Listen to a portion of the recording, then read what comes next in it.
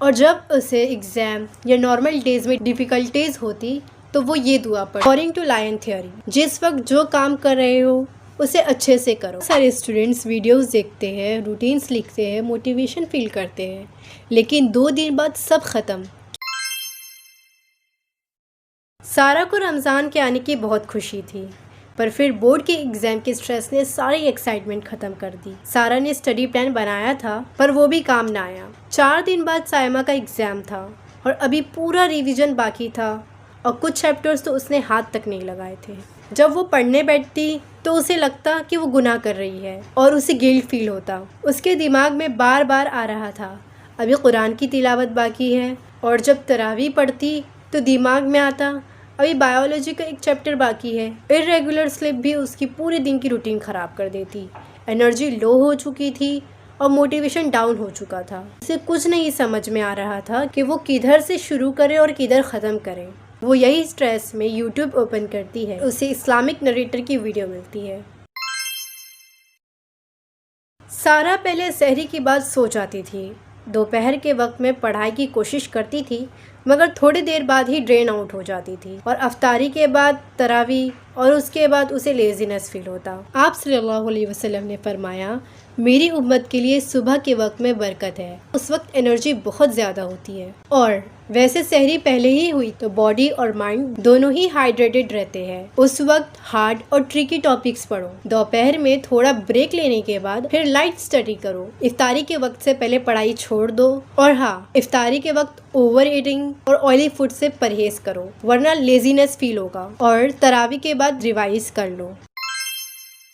5 وقت کی نماز تو پڑھنا ہی ہے، مگر تراویح کا بھی اہتمام ضروری ہے، کیونکہ تراویح سنت مؤکدہ ہے اور جس کا ضائع کر دینا گناہ ہے۔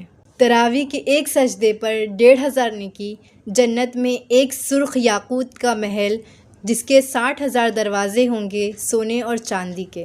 قرآن کو فجر میں یا افطار کے وقت پڑھ لو۔ ذکر تب کرو جب مائنڈ کا انوالومنٹ کم ہو، جیسے سوتے وقت، چلتے پھرتے، کام کرتے، اٹھتے بیٹھتے اللہ کا ذکر کرو۔